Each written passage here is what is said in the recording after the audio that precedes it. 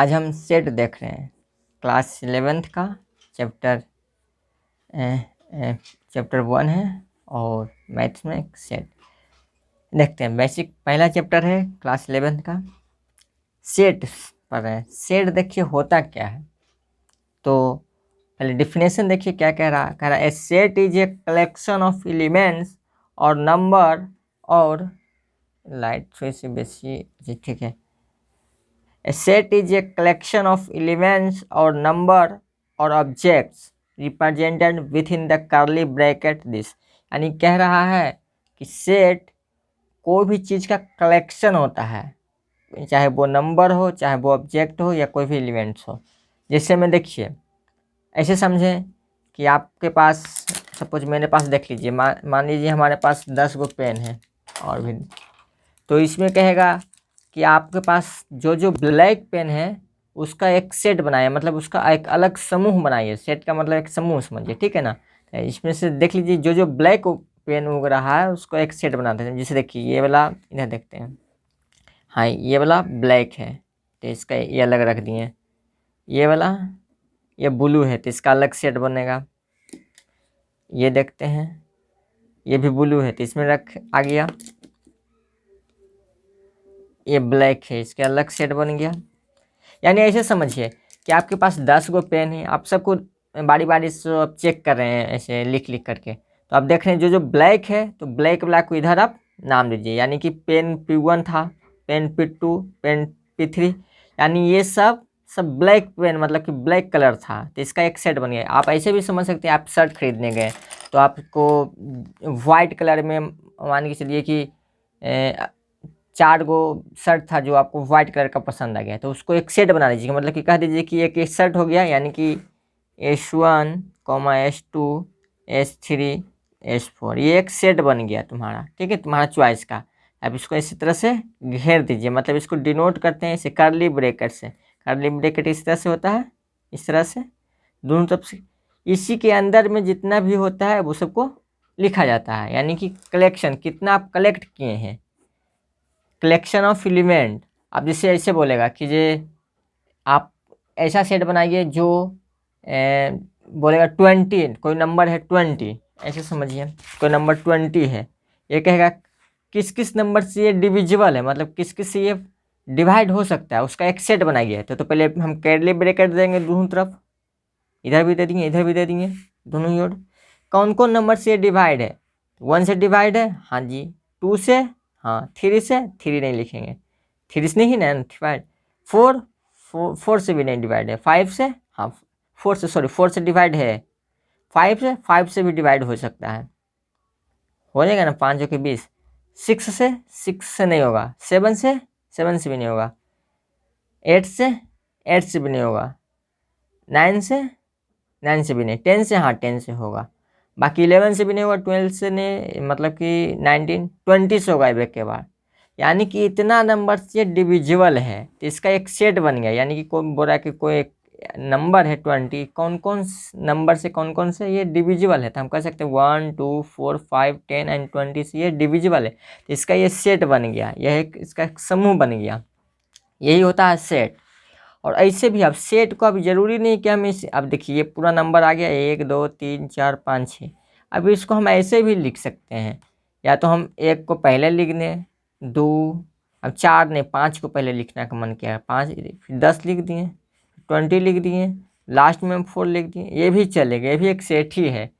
दोनों सेम ही है, ठीक है ना। आप इसको मतलब जो एथी कर रहा है ऑर्डर है, जो ऑर्डर यहाँ पे इम्पोर्टेंट नहीं है, मतलब किसी भी ऑर्डर में लिख सकते हैं, किसी को भी पहले किसी को भी बाद में लिख सकते हैं। ये भी एक सेट बन गया। ये भी है, ये जो पूरा है ये भी डिविजिबल है।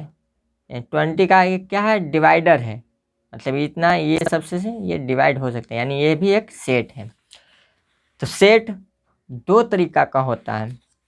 चलिए आगे देखते हैं इसी में। तो पहले इसको देखिए, a set is a collection of elements और नंबर और ऑब्जेक्ट। आप नंबर को भी आप सेट बोल सकते हैं, या तो फिर वो कोई कपड़ा हो, कोई भी ऑब्जेक्ट हो, लाइट हो, कोई भी हो, मतलब पेन हो, किसी भी चीज़ को कलेक्ट करना, एक जगह समूह में बांधना, एक एक चीज़ के बंडल बनाना कि हाँ ये वाला मान लो पूरा ब्लैक पेन है, इसको अलग कर दिए, ये पूरा है जो ये ब्लू पेन है, इसको अलग कर दिए, तो ये भी एक सेट हो गया। लाइट थोड़ा सा आ जाता है, समझ रहे हैं ना, और अच्छी से समझ जाएंगे पूरा जब आगे बढ़ेंगे उसके बाद।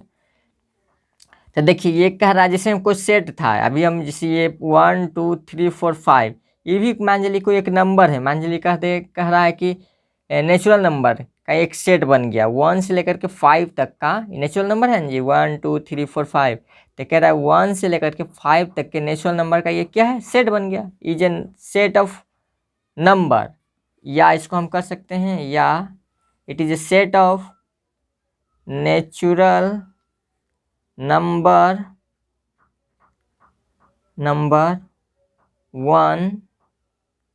1 to 5, यानी 1 से 5 तक का नेचुरल नंबर का ये सेट है। आगे बढ़ते हैं। अच्छा, पहला डिफिनेशन इसमें था, आप डिफिनेशन तो कोई ज़रूरी नहीं कि आप इसको याद ही रखें, समझना मेन इम्पोर्टेंट है। पहला डिफिनेशन है, इसको आप याद करें नहीं करें कोई दिक्कत नहीं। सेकेंड जो है ये वाली इम्पोर्टेंट है, ये अच्छी डिफिनेशन है। चलिए आगे देखिए, इसी में कह रहा है odd natural number less than 10, इसका भी एक सेट बनाना है। जितना भी बोल रहा है कह रहा है odd natural number less than 10, यानी कि 10 से जितना भी नीचे वाला नंबर है लेकिन वो ऑड होना चाहिए, नेचुरल नंबर होना चाहिए और ऑड होना चाहिए, उसका एक अति क्या बनाना, सेट बनाना है। तब देखिए, यानी कि 1 ये 10 से कम ही है, 3 5 7 9, बोलेगा 4 2 ये सब नहीं आएगा, ऑड नंबर बोल रहा है, तो 1 3 5 7 9 है, ये सब ऑड नंबर है। ये एक सेट बन गया, यानी कि लेस देन 10, यानी 10 के नीचे जितना भी ये सब ऑड नंबर है सबका सेट बन गया कि नहीं बन गया, तो वही आ गया ना 1 3 5 7 9 9। बढ़िया से समझिए फिर से, कह रहा है यहाँ पर ये कि odd natural number less than 10, यानी कि 10 से जितना भी कम है नेचुरल नंबर लेकिन वो ऑड होना चाहिए, उसका एक सेट बनाइए। मतलब सिंपल उस सबको लिख देना है, जो 10 से कम है नेचुरल नंबर 1 3 5 7 9, इसको ब्रैकेट से, करली ब्रैकेट से दोनों ओर डिनोट करना है, मतलब कि लिखना है, दर्शाना है इस तरह से। अगर करली ब्रैकेट यहाँ नहीं दीजिएगा तो ये आपका गलत हो जाएगा। करली ब्रैकेट क्या बताता है, करली ब्रैकेट यहाँ पर यही बताता है कि इसके अलावा और कुछ नहीं हो सकता है, ये बस यही हो सकता है, 1 2 3 4 5 नंबर है, इसके अलावा और कोई नहीं हो सकता है। यानी कि जो करली ब्रैकेट के अंदर आ गया मतलब कि इतना ही है, इसके अलावा और कोई नहीं हो सकता है। आगे देखिए, कह रहे the vowel in English alphabet namely, कोई भी वोवेल है, आपको पता है ए ई आई ओ यू होता है, यही 5 होता है, तो यही इसके अंदर आ सकता है, ये भी एक सेट बन गया। लेकिन हाँ, ये दोनों को क्या सिस्टम, इसको हम बंद करेंगे करली ब्रैकेट से, क्लोज करेंगे, इनक्लोज करेंगे, ए ई आई ओ दोनों ओर करली ब्रैकेट लगा देंगे, यही एक सेट बन गया। ये किसका सेट बन गया, ये बन गया कि वोवेल का एक सेट बन गया, इंग्लिश अल्फ़ाबेट का ये वोवेल का एक सेट बन गया। चलिए आगे देखिए, सेट बाज, अच्छा सेट था वो कौन डेवलप किए थे, किसके द्वारा ये चैप्टर कौन बनाए थे शुरू में, सेट बाज डेवलप बाय जर्मन मैथमेटिशियन, कुछ क्या है, गॉर्ग कैंटोर, ये साइंटिस्ट थे, वैज्ञानिक थे, इन्होंने ये चैप्टर को बनाया है, डिजाइन किया, डेवलप किया है। ऐसे याद रखना कोई ज़रूरी नहीं है, लेकिन जानकारी के लिए हम यहाँ पे लिख दिए हैं। आगे बढ़ते हैं, 1 सेकेंड, थोड़ी हम पानी पी लेते हैं।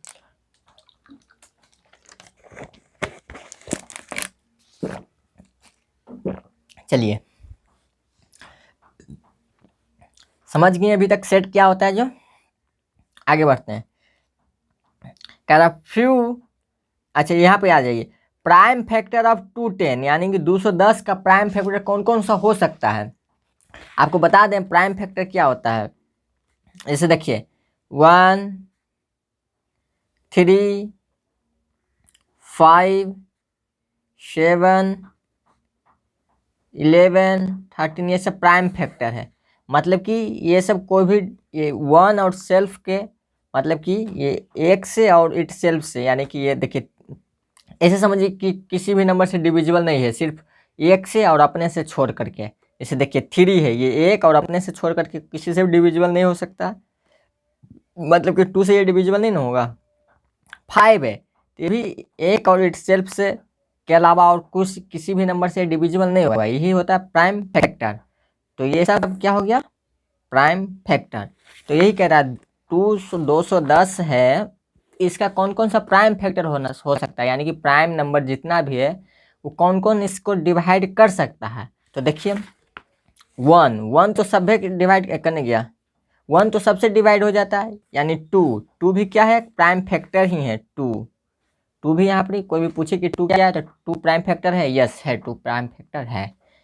बोलेगा क्यों है, तो ये भी तो 2 है जो 1 और इट सेल्फ के अलावा किसी से डिविजिबल है नहीं है, यानी एक से डिविजिबल हो सकता है और खुद से डिविजिबल हो सकता है, तो ये प्राइम फैक्टर होगा। तो ये 1 से और इट सेल्फ से डिविजिबल है, तो यानी ये प्राइम फैक्टर है। 1 2 भी है प्राइम फैक्टर, यानी ये 2 3 5 7 ये सब प्राइम फैक्टर है। ये सब है जो 2 10 का डिविजिबल है, मतलब ये इससे डिवाइड हो सकता है। देख लीजिए 2 से हो जाएगा ना जी, 210 है तो 105 में, 3 से भी हो जाएगा, 3 से 21 काटेंगे ना 70 बार में, 5 से भी हो जाएगा, 5 से कितना बार में लगेगा, 5 के 20, 5 में 52 बार में कट जाएगा, फिर 7 से भी कट जाएगा, 30 7 2 10, यानी कि ये सब है जो इतना ही है। इसके अलावा और 11 भी आ सकता था, लेकिन 11 बाहर हो जाएगा, ये 11 इससे डिविजिबल नहीं है। देखिए 210 है, 11 से भाग दीजिएगा तो यह नहीं लगेगा पूरा पूरा, यानी कि इसमें 11 नहीं आएगा। आप समझ गए होंगे कि प्राइम फैक्टर क्या होता है, ये भी समझ गए।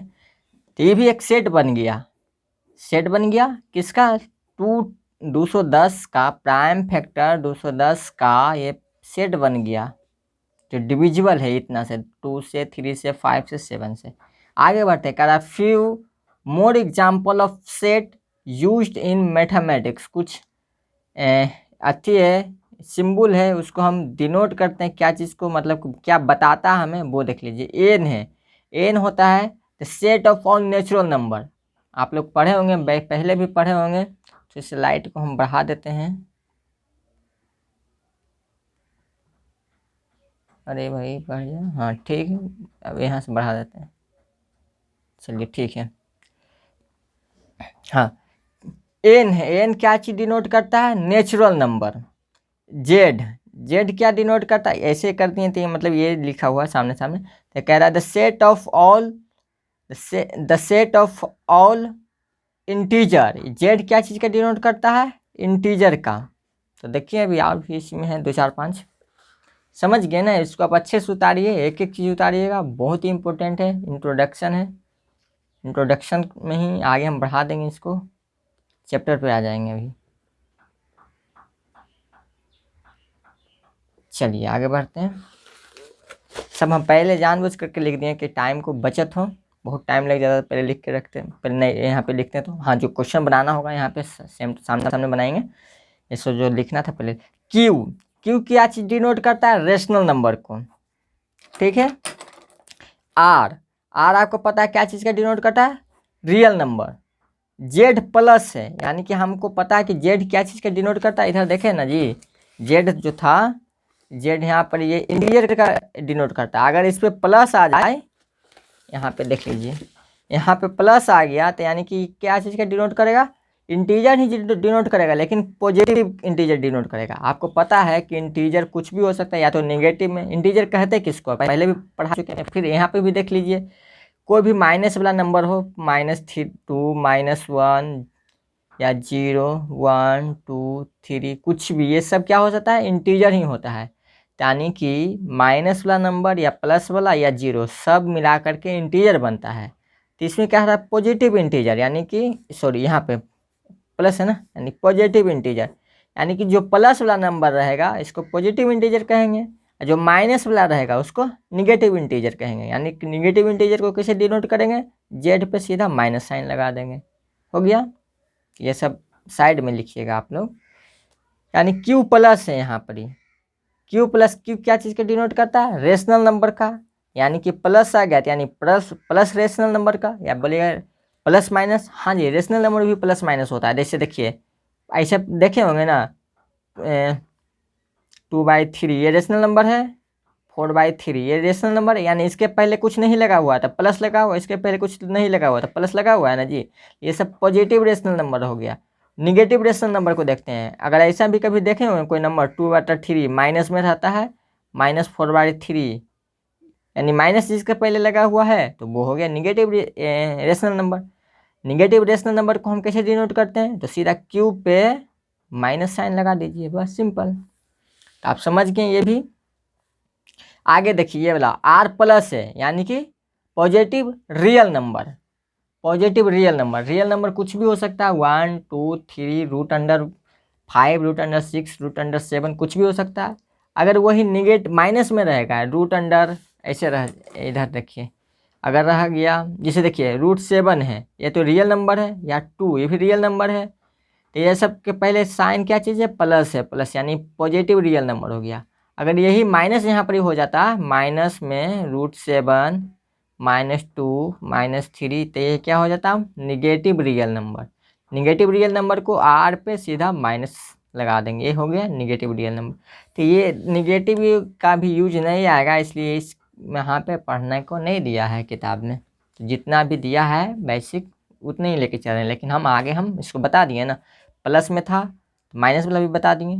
तो जो भी आपको जानकारी के लिए, नॉलेज के लिए हमें लगे कि ज़रूरी है आपके नॉलेज के लिए, तो वो हम बताते चलेंगे, किताब में रहे चाहे नहीं रहे।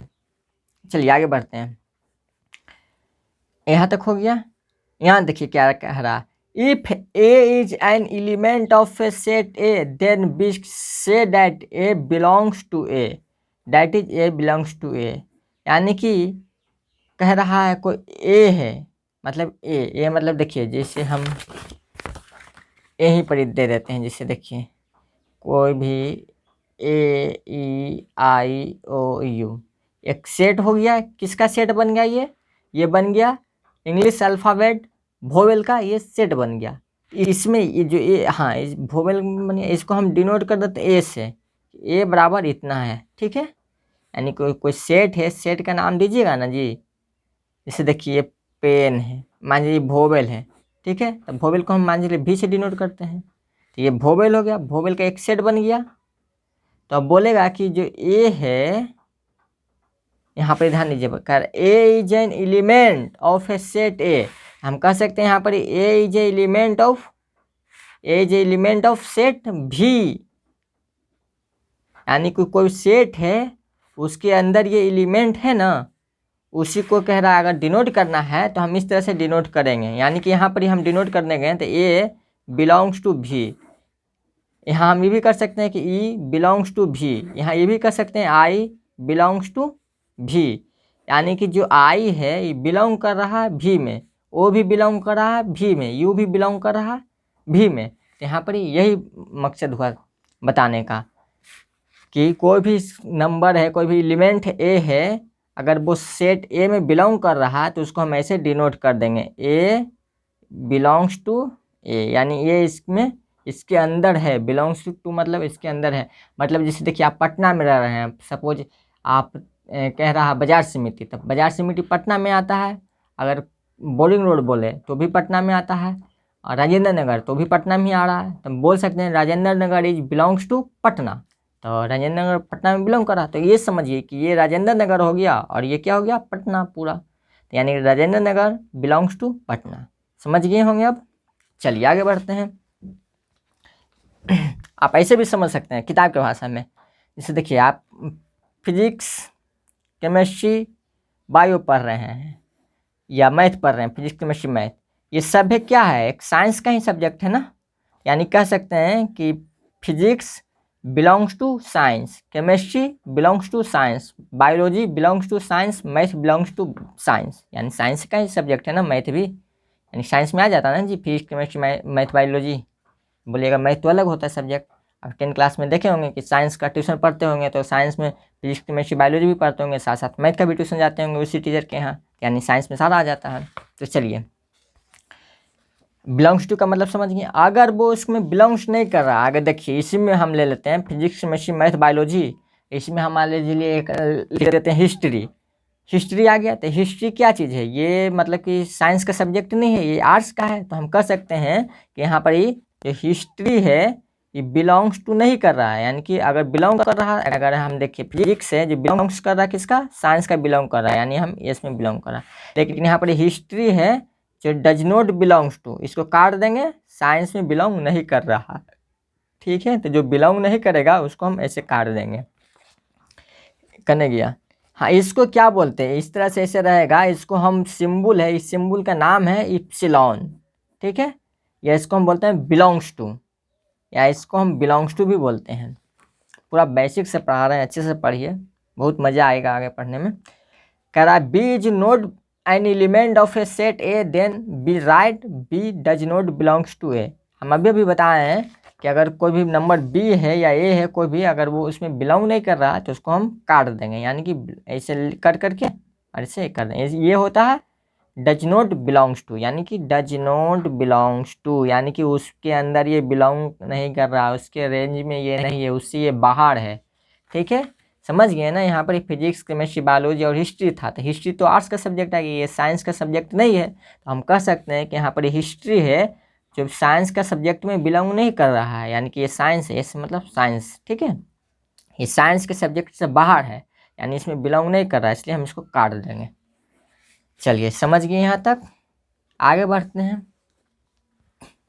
आप इसको उतार लीजिए बढ़िया से, लाइट को थोड़ी सी बढ़ा देते हैं।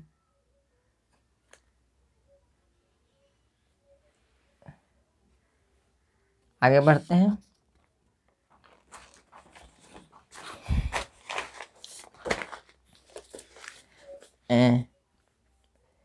अब देखते हैं two method of represent a set. Two method of represent a set, set कोई भी होता है उसको दो, जिसे देखिए हम बताएं ना अभी सेट जो क्या होता है, समझ गए। ये सेट है, इसको हम दो तरीक़ा से रिप्रेजेंट कर सकते हैं, मतलब कि उसको हम दर्शा सकते हैं दो तरीक़ा से। अगर सपोज मान लीजिए कि आपको नानी घर जाना है, तो आप दो तरीक़ा से जा सकते हैं, या तीन तरीके से, बहुत तरीका है, लेकिन हम मिनिमम यहाँ पर दो तरीका बताया गया है कि अगर देखिए आप या तो बस से चले जाइए नानी घर, या तो आप फिर ट्रेन से चले जाइए। ठीक है, तो ये दो तरीका इसका किसका, सेट का रिप्रेजेंट करने के। यार पहला मेथड क्या है, रोस्टर या टेबुलर फॉर्म, इस रूप में हम दर्शा सकते हैं, या तो हम सेट बिल्डर फॉर्म में हम इसको दर्शा सकते हैं। तो हम यहाँ से हम नेक्स्ट क्लास में पढ़ाएंगे, तो अभी हम इसको स्टॉप करते हैं।